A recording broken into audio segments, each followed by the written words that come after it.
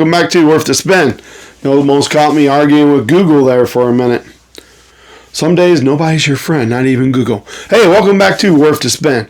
Alright, so we're taking a look at my Capital Beatles albums. I almost forgot what we were doing. Alrighty, so we looked about the first half or so last time. This time we're going to finish them up. Now, again, not as exciting as looking at the British ones as far as I'm concerned, but we're being thorough here. Alrighty, moving on, we're up to Rubber Soul, where things, in my opinion, changed completely for the Beatle camp, because we went from, to me, you know, the more simplistic Love Me Do and stuff like that to some of the stuff that's on Rubber Soul. I've just seen a face and You Won't See Me and stuff of that nature. A bit of a brain thing there, sorry. So getting over this surgery deal, and I've caught some kind of cold thing and working on that, taking a lot of medication, and it don't take much for me to lose my train of thought to begin with. So why I still have a train of thought, hey, this is my Rubber Soul mono copy.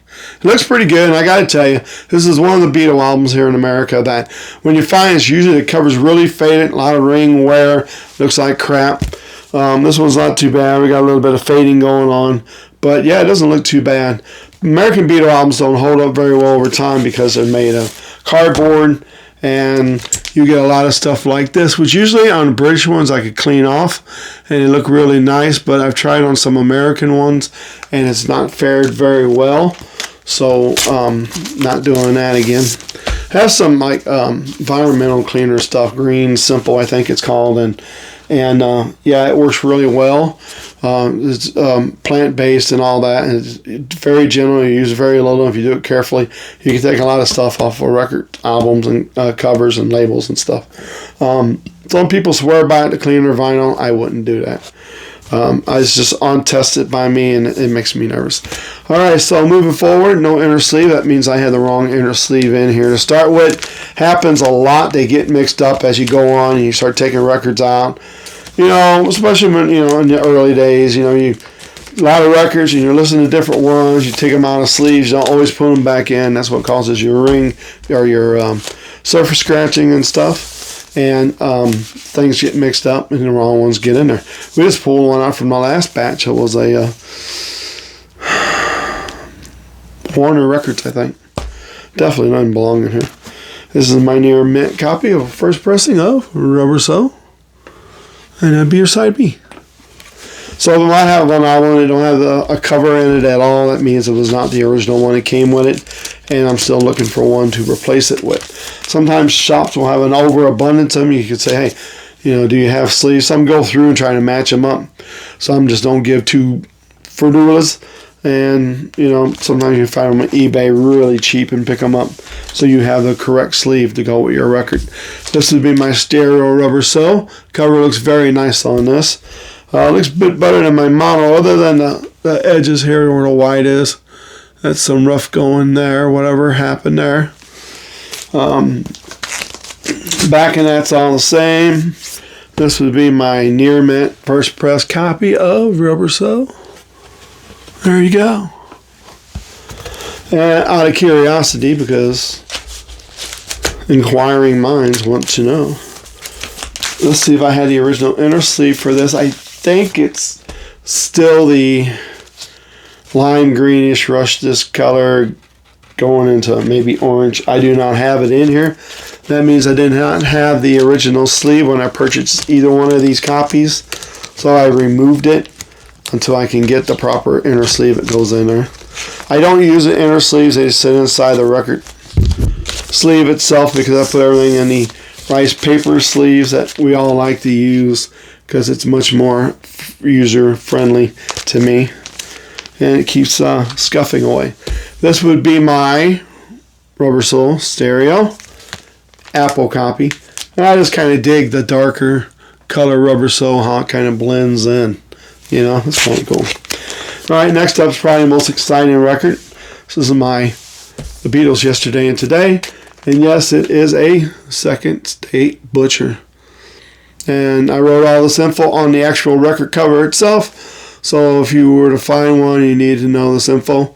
You know, somebody could just take my copy of this record to the store with them It's on the cover, so that way it's on there. You know what's what. All right.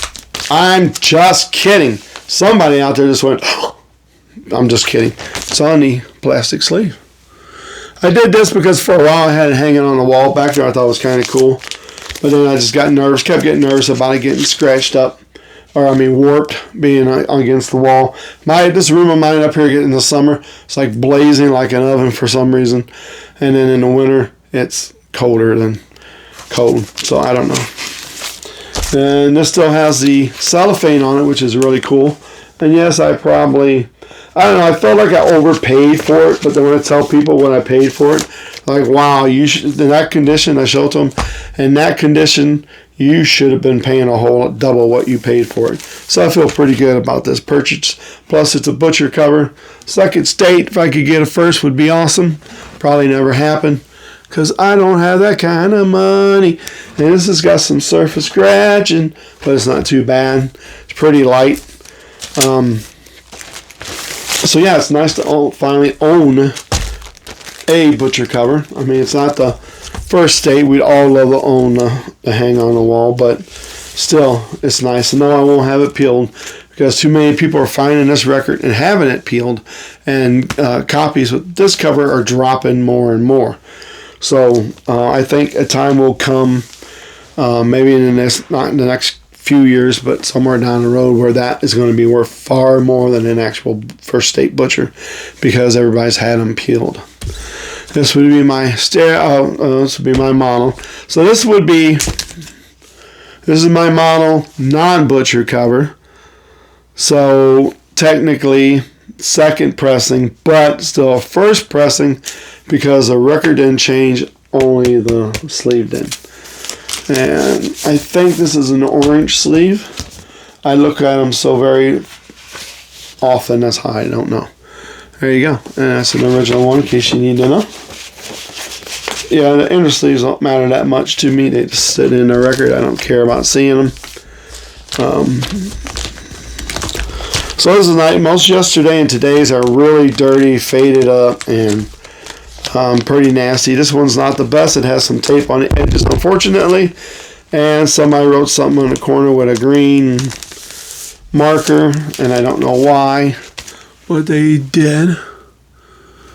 Or maybe they were scratching something out. Either way, don't mark on your records. It's pretty much a mint copy of this, which is nice.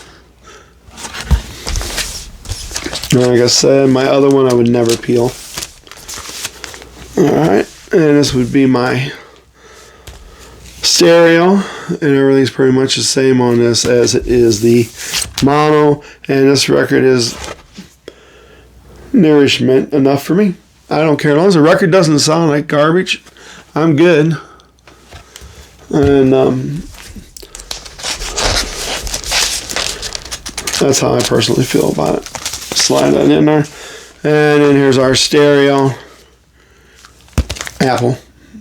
And what's cool is it has an original price tag on it. I love finding original price tags on stuff. So somebody paid a big $3.49 for this album. Yep. I love when record store names are on there just because I like to see if they're still in business. Alrighty, moving on to Revolver, which is almost always a hard one to find here.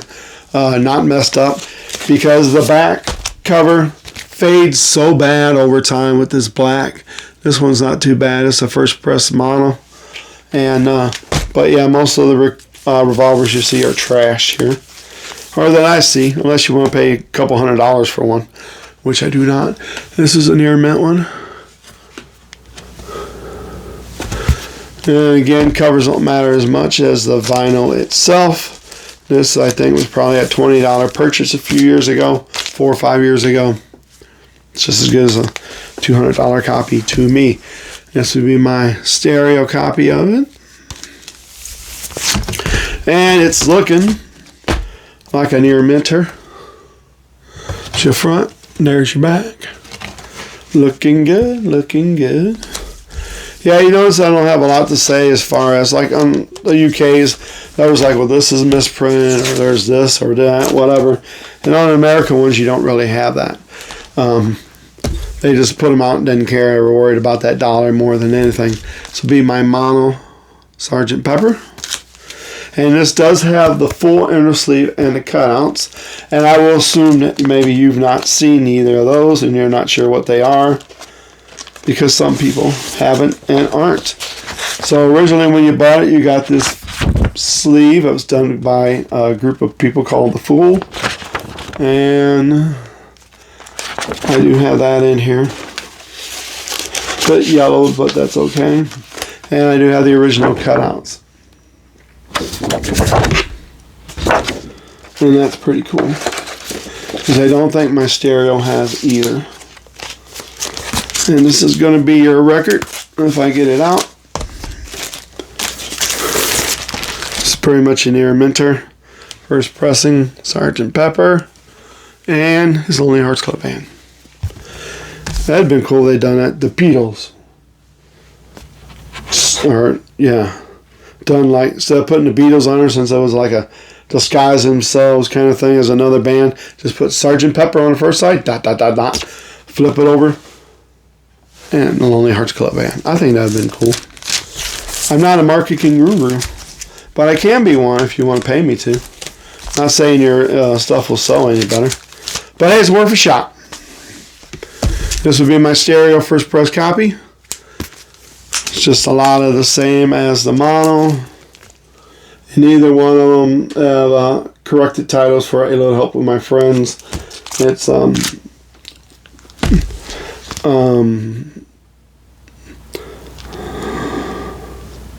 Little Help For My Friends instead of With A Little Help For My Friends.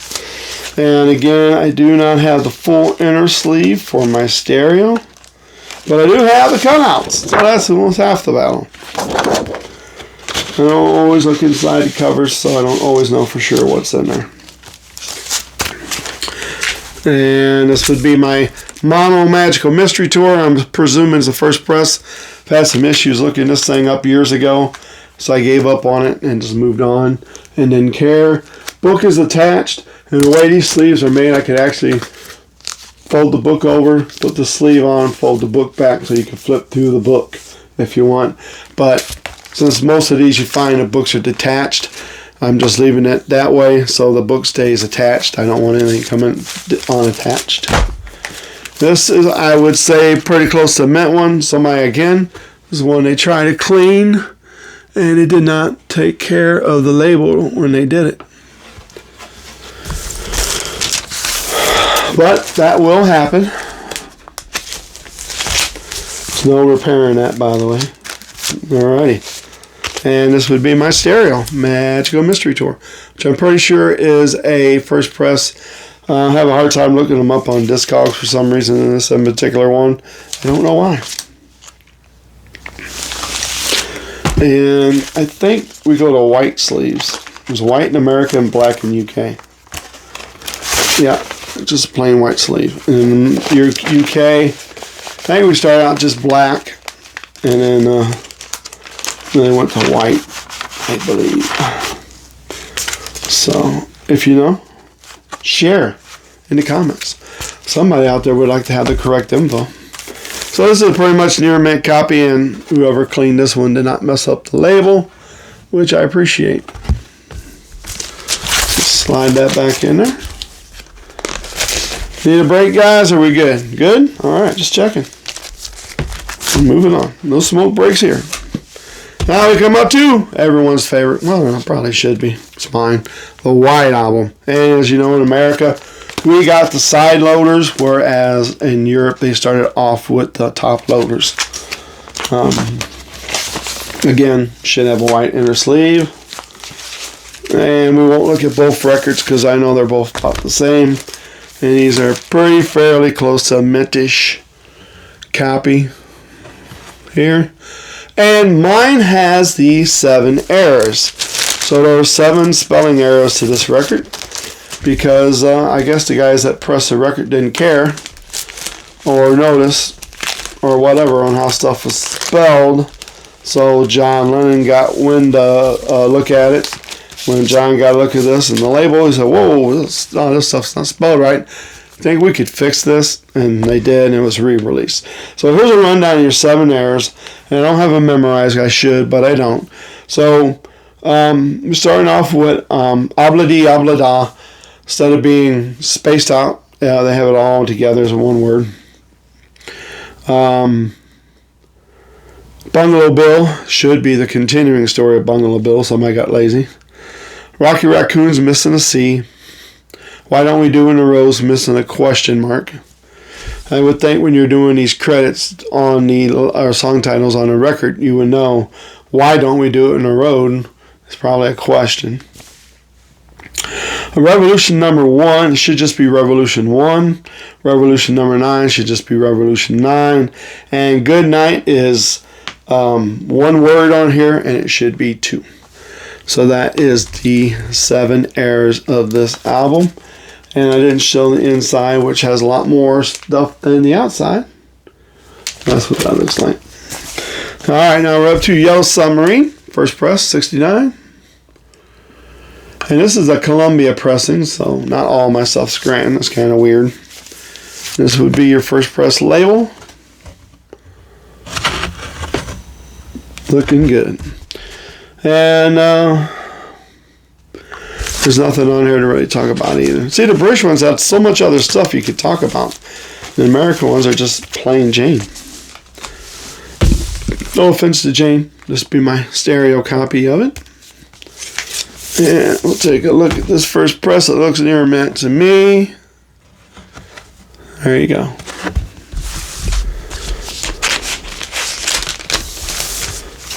All right.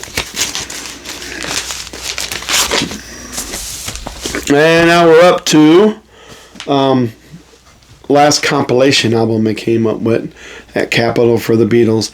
So you may know this one as Hey Jude, whereas my copy is, you can see it, you cannot, that's horrible, is the Beatles Again.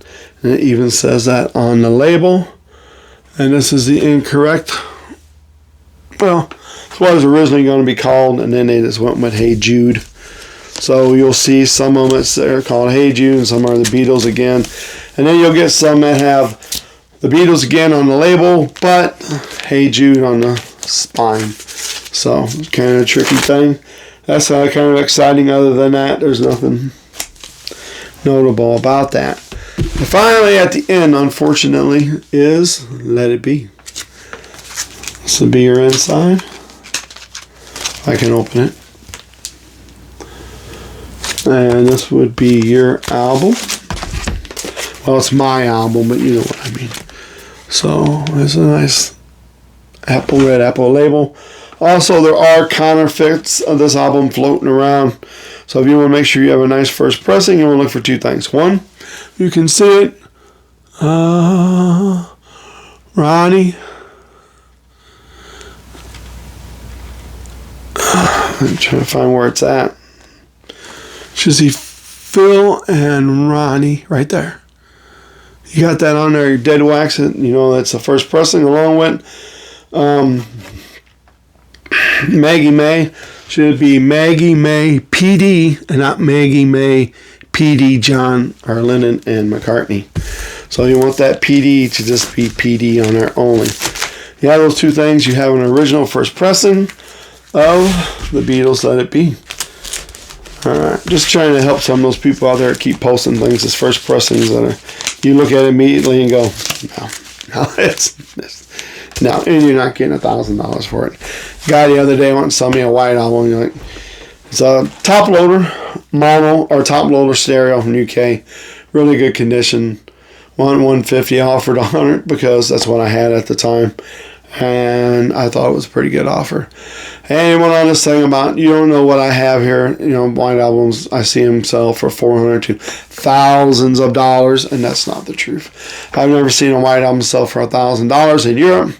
I saw one that was number 50,000 that looked pristine, mono, top loader, complete 100%, incredible, immaculate condition. They were selling for $500 US. So I'm never, unless it has a signed signature by a Beatle, it's not $1,000 white album. Sorry, guys. Sorry. But that's the truth. So it is what it is. Whatever. There you go. That's my American albums. Next time we'll take a look at the singles and a couple of EPs that we've done here. And we'll look at some of these other pressings that I have of American albums that are not they are official. Forget it.